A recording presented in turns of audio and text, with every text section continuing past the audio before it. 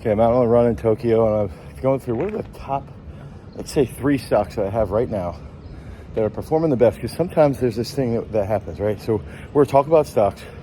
We're talking about the top stocks that I currently have. We're going to talk about the distraction stocks. And then it's sort of what we're going to be looking at moving forward. Now, I'm in Tokyo. Got a business trip here for 2 weeks. And I think one of the things that, also look at this, Tokyo Cat Specialist. What a unique place. One of the things that we end up doing, right, is that if you're so obsessed with like getting better or improving in a certain realm, you typically fall into this trap where you're always looking for the next thing. And when you're looking for the next thing, you get distracted. And it's like the woman in the red dress, right? You're constantly just like, man, what's next? And oftentimes the best things that could happen to you are just right in front of you. They're right in front of you, and it's like the execute right now. Just keep going with the right space. And so I think that as I was going through this run, I'm putting in about 5+ miles today, right? It's super hot, super humid, and I'm going, why am I so concerned about the next big thing? Why am I so concerned about this? And for good reason, but I'm like, focus on what you have right now. And I started to work through all the math on balance sheets, income statements, projections moving forward.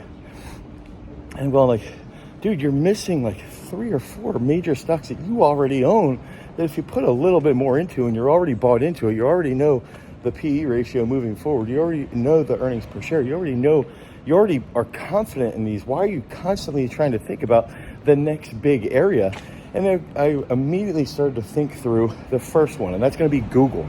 And we're going, everybody thought Google was like going to be ruined this past year. Everybody thought that the US was going to make all these rulings and split up Google. They couldn't have the cloud as part of their deal. They couldn't have certain aspects as part of their company. They were going to split these companies up into different entities.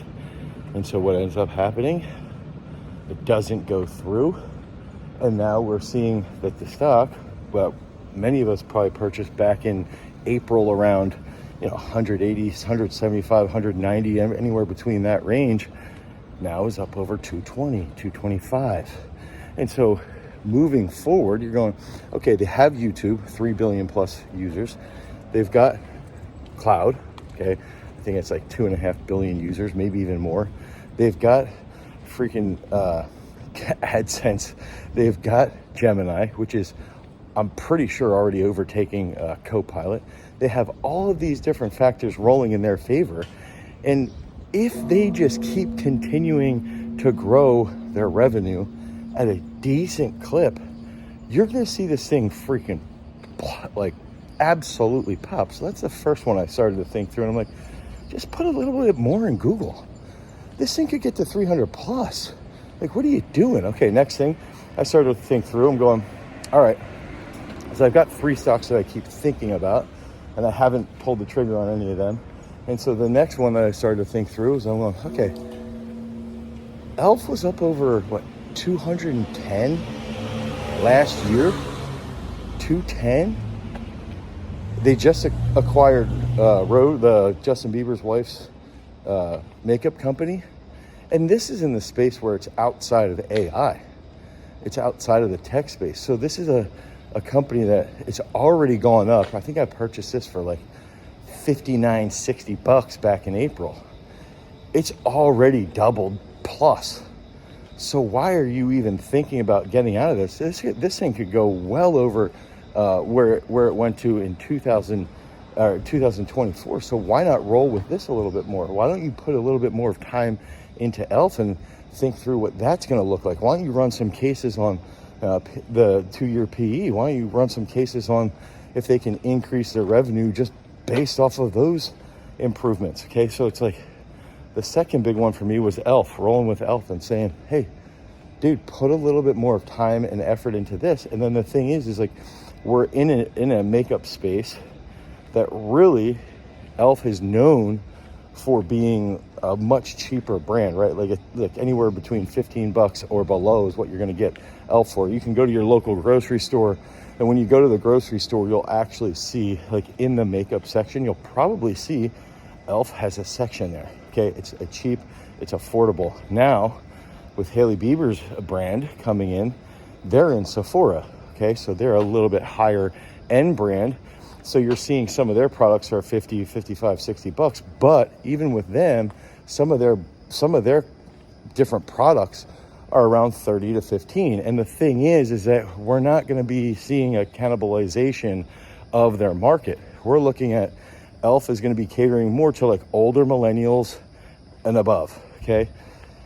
Hailey Bieber's brand that they just acquired is going to be catering more to Gen Z, Gen Alpha. So I think that's a big factor right there, is that we can look at e.l.f., we can see that growth and that them acquiring. Look at these roads, dude, here in Tokyo. I just love, like, you can come off the street and it's so quiet. This is the biggest city in the entire freaking world. It's absolutely awesome. So e.l.f., that's the second stock that I'm going to roll with. This third stock, it's interesting because I'm not running. I actually don't think I have the brand on me right now except for my shoes, but I thought I had the clothing on. And I've seen, so I'm in the strength and conditioning space. I'm in the track and field space. And I've seen a lot of companies come and go in the shoe space. You've seen like the mainstays, Saucony, right? New Balance. Those are like pretty solid companies that have never really fallen off. But they've never really had a huge market share. Adidas, same thing. Never really though took off in the sense of like, this is the brand. And now you're seeing, what is it, ON, they're starting to, Hoka's, they're starting to grow. But the thing is those companies come up, they spend a lot of money to get their margin, to maximize margin, but they never truly build a brand. And it takes a long freaking time to build a brand in the space to get a good stronghold. And so oftentimes what ends up happening is they sort of fall off by the wayside. You know, they shift their focus, and maybe they have like a very specific niche that they're getting to in the fitness space. So that's where this next brand comes in, because it's been a beaten down stock. It's been a stock that's just been absolutely slaughtered, and nobody wanted to touch it for the longest time. And now, over the last year, you've seen Elliott Hill come in and take over Nike. Nike's an interesting one too. I want to point this out because I went about 8-9 months where I owned Nike. I'm like, do I really want to own this thing? It hasn't done jack.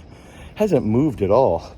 But now if you're looking at it, and if you're seeing with Nike what has happened over, I'm back up like $1,000, $1,500 or something. Not that much, but it's like, this is a stock that in the next year, going into 26, is going to freaking pop. So those are my top three. Now, I didn't even mention rolling with something like AMD, but what I wanted to do was sort of just focus on those first three. And I know Google is in that AI tech space, but I wanted to sort of stay outside of that space for these three, because I think that we get so lost in the AI race, and we're looking at all those things. I think it's okay. And that's the thing too, is like, these are the stocks I already own. These are the stocks I want to roll with. But there's still some stocks I'm still thinking about at the end of September that I might want to pick up. So maybe I'll just throw those in here right now, and then I'll do a little breakdown on them later on. So I'm trying to think through picking up Celsius, picking up Adobe, which I've been talking about since freaking June, and seeing what happens with those. At least those two for the time being. So that's what I'm thinking about. Just don't get distracted by the woman in the red dress or the man in the red suit. Focus on what you have, the businesses that you know, and the businesses that you have confidence in. I hope this helps somebody out there. Until next time, make sure you like, subscribe, comment down below with what you guys want to hear. Peace.